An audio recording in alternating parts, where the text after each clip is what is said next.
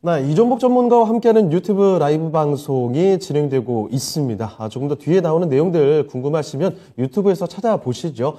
토마토 증권통으로 검색하시고 찾아보시면 됩니다. 참고를 해보시고요. 자, 그러면 지금부터 여러분 기다리셨던 종목 진단 바로 좀 들어가 볼게요. 첫 번째 종목은 오늘 전화 연결 기다리고 계십니다. 바로 한번 연결해 보겠습니다. 네, 선장님 안녕하십니까?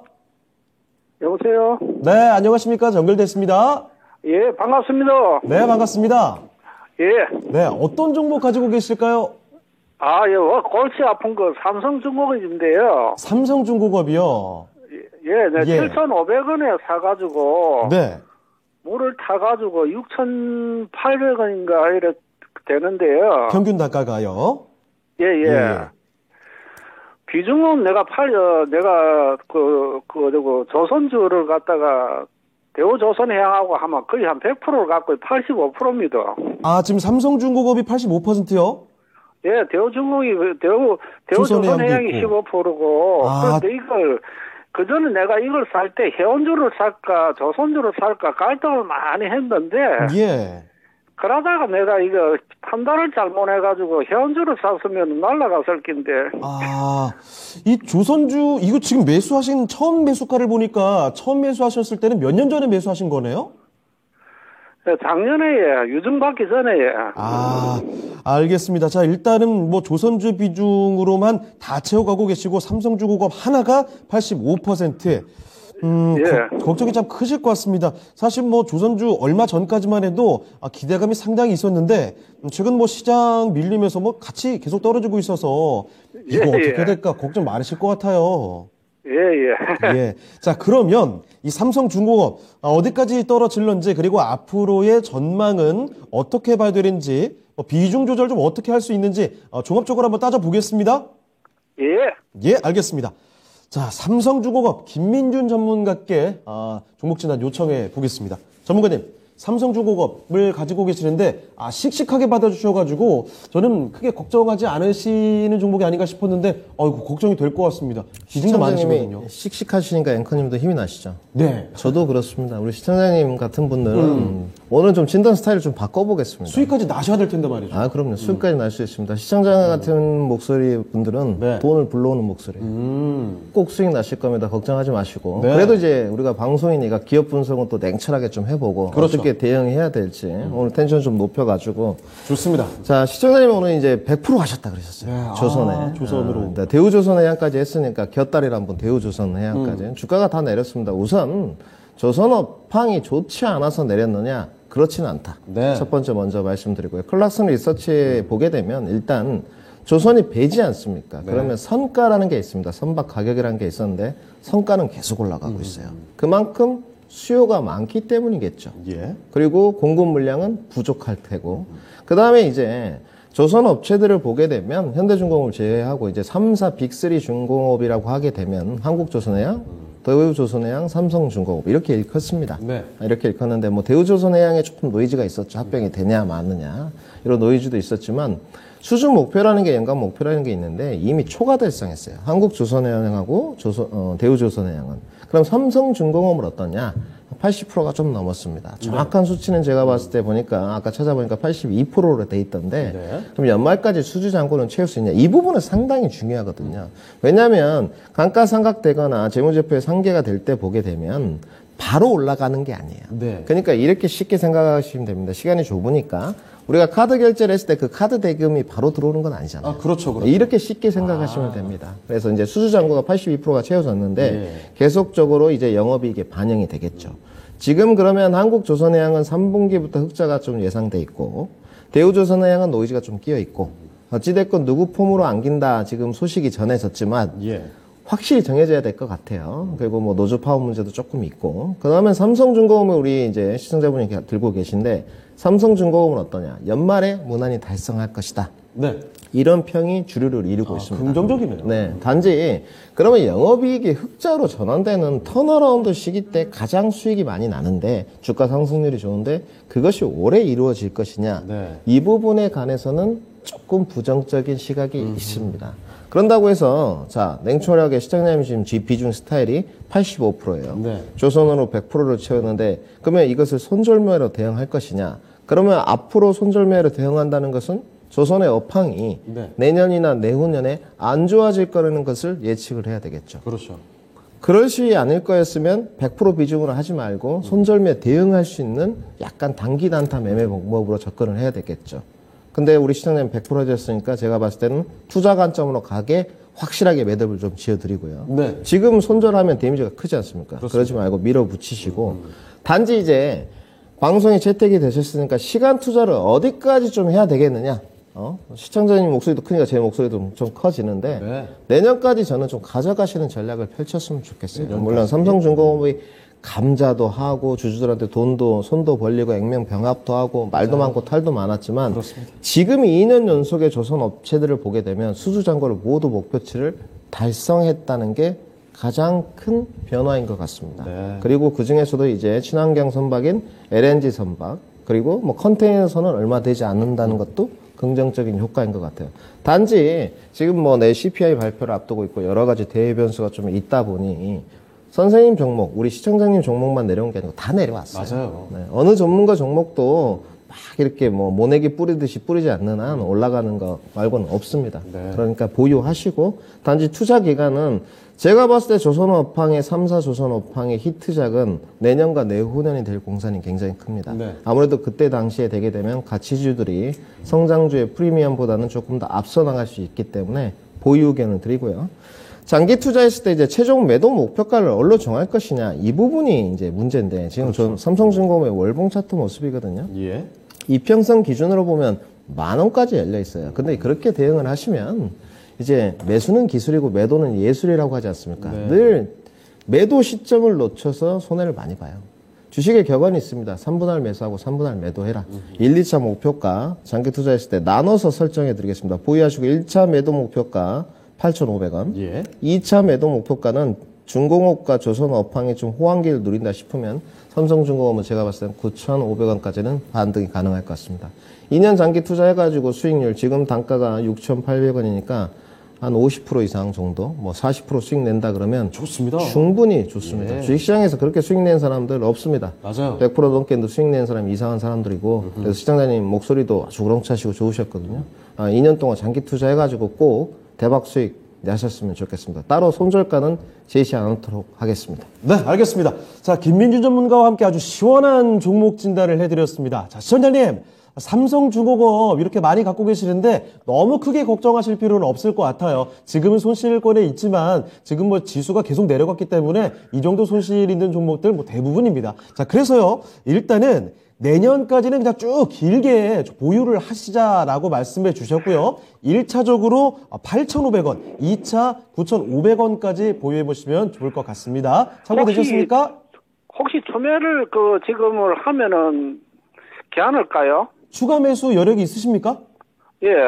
아, 혹시 추가 매수 여기서 더 해버리는 거 어떻게 보십니까? 이 시청자님의 이 토마토를 좀 빛내주신 것 같아요. 지금 대우조선해양하고 삼성중공업하고 합쳐서 비중이 100%인데 어디 대우조선을 파신다는 얘기입니까? 여윳돈이 좀 있으시다는 표현 같아요. 저는 괜찮은 것 같습니다. 삼성중공업의 박스권 움직임은 하단이 5,200원, 상단이 6,400원입니다. 지금 박스권 하단에서 약간 과대농폭이 나왔기 때문에 뭐 내일 정도 CPI 발표가 나왔을 때 정도 좀 차분하게 몽창 또 몰아서 하지 마시고 매수를 해가는 것은 여윳돈이 있을 때 저는 찬성 의견 드리고 싶습니다. 어차피 지금 시청자님이 비중을 쪼개가지고 다른 데로 선회하기는 어려운 측면이 있기 때문에 지금 전략에서는 여윳돈이 있을 때 단가를 낮추는 방안으로 가서 조선업봉으로 승부를 좀 보겠다. 이런 전략은 저는 찬성한다. 이렇게 말씀드리겠습니다. 네, 알겠습니다. 좋아질 업종이 아니라면 더 여윳돈을 투자하라는 말씀을 안 하실 텐데 괜찮다라는 말씀도 해주셨네요. 자신감 갖고 투자하셔도 될 것 같습니다. 시장님. 예, 감사합니다. 네, 힘내시고요. 고맙습니다. 네, 다음에 또 전화 주세요. 예, 잠시만요. 예. 이게 초매를 해가지고 내가 초매를 해가지고 지금 6,800원인데 예. 6,000 한 2,300원을 하면 일부를 덜어내고 나머지 비중을 축소해 가져가지고 이렇게 하는 건가요? 어떻게 보십니까? 그건 정말 현명한 전략이시죠. 추가 매수를 한 비중을 덜어낸다는 것은 평균 단가가 왔을 때 훌륭한 전략입니다. 저는 그 부분을 그 부분까지 생각하셨다면 충분히 수익 나실 것 같고 그 부분은 더 추천드리도록 하겠습니다.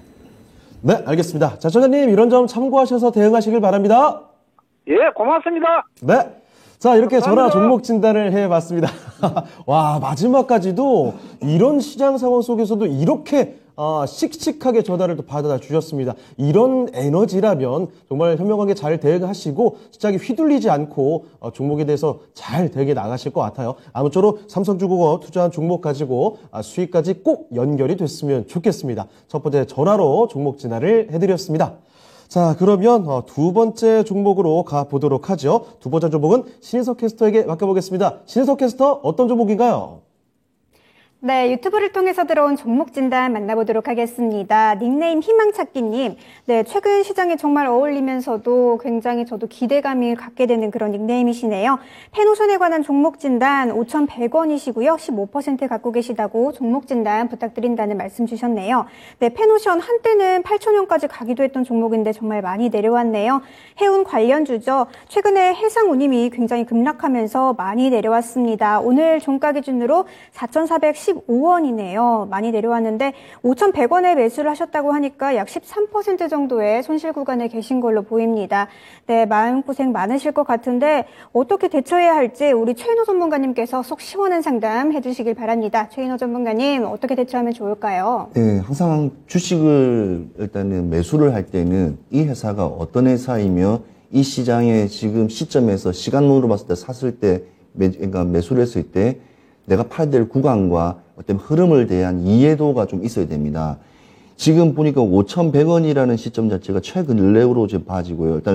일단은 매물대 일단은 저항 라인이 많은 저항이죠. 왜냐하면 내가 가지고 있는 주가의 밑에 있으면 위에 올라가려면 저항이고 밑을 받치고 있으면 이제 지지라고 대부분 표현하지 않습니까? 그러면 이 펜오션을 한번 보겠습니다. 지금 펜오션은 왜 지금 이 시점에서 들어가면 안 되는 구간이었냐면 그 상해 컨테이너 운임 지수가 1년 사이에 62%가 빠졌어요. 그러니까 5,109에서 1,900대로 떴으니까 2,000이 무너질 정도로 62%가 빠졌으면 이 회사가 2차 전지 회사도 아니고 희망과 뭐 여러 가지 기대감 있는 회사도 아니고 매출로서 일단 승부나고 일단은 모든 게 이루어져야 되는 매출이 곧 어찌 보면 제일 큰 승부를 가져야 되는 업종이에요. 그러면 H&M도 있죠. 대한해운도 있고 흥하해운도 있는데 그래도 그나마 펜오션이 동일한 주가의 차트 흐름이 다 흘러내려가고 있어요. 근데 지금 제가 한번 보니까 이 펜오션은 제가 옛날부터 관심을 좀 많이 가졌던 종목인데 다른 데는 컨테이너 운임을 많이 하고 있는 종목들로 보자면 여기는 한 70%가 벌커성이에요. 벌커가 뭐냐면 컨테이너 안에 여치 못하는 거, 뭐 곡물이라든지 대두, 뭐 비료라든지 심지어는 뭐 일본에서 오는 고철 덩어리라든지 뭐 구리 덩어리라든지 그런 게 이제 그냥 싸서 오는 걸 벌크선이라고 하고요. 그 다음에 곡물도 이제 곡물만 또 따로 해서 합니다. 그것만 11% 되고 컨테이너가 8%, 그 다음에 LNG가 있기 때문에 어찌 보면 상하이 해운 운임 지수에 조금 약간은 별개적인 부분이 있어요. 그러니까 별로 크게 미치지 못하기 때문에 안심한데 이게 좀 약간 반등할 수 있는 시점과 구간이 기술적으로 봤을 때도 이평선에 다 밑으로 다 깔려져 있기 때문에 상당히 힘들어요. 근데 이걸 주가를 쭉 한번 옛날가를 가보니까 2020년 9월까지 가더라고요. 그러니까 이 종목은 밑에 받쳐줄 수 있는 구간이 3,255원이라고 저는 봐지거든요. 그러니까 어디서 받쳐줄 수 있는, 지지를 해줄 수 있는 구간이 좀 없어요. 그리고 지금 진입한 구간은 제일 매물대가 저항이 강한 곳입니다. 그렇다고 해서 지금 이 시점에서 해운 운임지수가 지금 계속 떨어지고 특히 올 연말에 블랙 프라이데이라든지 크리스마스 시즌이 있는데 물동량이 경기 침체로 해서 물동량이 많지가 않아요. 그런 걸 또 고려를 좀 해봐야 됩니다. 그래서 조금 죄송하지만 관망으로 보시고 12% 뭐 마음은 속상하시겠죠. 15% 비중이 들어갔으니까 어느 정도로 받칠 수 있는 라인만 나오면 제가 1대1로 한번 반 정도 물타서 가라고 하고 싶지만 지금 시점에서는 그냥 봐야 될 상황, 기술적 반등 시기만 좀 봐야 될 시점이라고 좀 봐지거든요. 그래서 펜오션 5,100원 15% 진입하신 우리 시청자분께서는 그냥 관망하고 홀딩으로 하셔서 차후에 한 진입 구간 또 하반기에 또 아까 말씀드렸던 크리스마스라든지 블랙 프라이데이 그 성수기 시점을 한번 보고 그때 한번 다시 한번 저한테 한번 요청하시면 그때 다시 한번 그때 차트 시점에서 다시 한번 더 한번 말씀드리겠습니다. 이상입니다. 네, 알겠습니다. 자, 해운주 펜오션 살펴드렸습니다. 앞서는 저희가 조선주에 대한 종목 진단 도와드렸는데 해운주, 펜오션이라든지 HMM 이렇게 대표적인 종목들이 주가가 너무 많이 좀 빠져 있죠. 자, 그래서 지금 당장 어떻게 판단을 내리시기보다는 하반기까지 좀 지켜보시면서 성수기 좀 도래했을 때 보유하셨다가 그때 새로운 판단을 내리셔야 될 것 같습니다. 그때 움직임에 따라서 섬세한 대응이 필요하니까요. 일단 지금보다는 나중에 새로운 판단 내려보시길 바란다는 점 일단 그때까지 홀딩해 보시길 바라겠습니다. 자, 희망찾기님의 펜오션까지 진단을 도와드렸습니다. 자, 그러면 또 이어서 다음 종목 진단 가보겠습니다. 네, 신윤석 캐스터. 네, 유튜브를 통해서 들어온 종목 진단 다시 한번 또 만나보도록 하겠습니다. 레드 에로우님의 종목 진단입니다. 태광 17,150원에 40% 갖고 계신데 종목 진단 신청해 주셨네요. 네, 비중이 좀 꽤 크신 편이네요. 40%를 갖고 계신데 17,150원에 매수를 했다고 하시니까 오늘 차트상으로 보면 최근의 시장 흐름에 비해서는 그래도 손실 구간이 조금은 적으신 편인 것 같습니다. 네, 태광 피팅 밸브 기업으로 이 조선 기자재와 원자력 관련 주로 불리고 있죠. 네, 최근에 흐름은 나쁘지 않은 것 같은데 또 회사의 유보율도 괜찮은 것 같고 또 영업이익도 나쁘진 않은 걸로 보입니다. 태광 어떻게 대처하면 좋을지 우리 김민준 전문가님께 종목 진단 신청해 보도록 하겠습니다. 김민준 전문가님, 태광 어떻게 대처하면 좋을까요? 근데 오늘 뭐 조선 쪽, 해운 쪽, 그리고 뭐 이쪽에 상당히 질문들이 많으신 것 같아요. 삼성중공업, 뭐 펜오션, 태광까지 이제. 대관 자재 이음새를 만드는 회사죠. 뭐 원자력 발전소 우리 아까 캐스터님께서 잘 설명해 주셨듯이 뭐 원자력 발전도 가고 우리 선박에도 들어가고. 근데 태광의 이제 흐름을 최초부터 좀 봐야 될 것 같은데 우선은 가장 좋았던 부분은 모멘텀을 일단 잘 탔고요. 원자력 할 때 태광이 모멘텀을 안 탔느냐? 그때 원자력 모멘텀이 터질 때 52주 신고가를 써갔고. 그 다음에 조선 모멘텀도 탔어요. 근데 조선 모멘텀을 탔을 때 이유는 1분기, 2분기 실적이 나왔었는데 저도 금방 좀 전자공시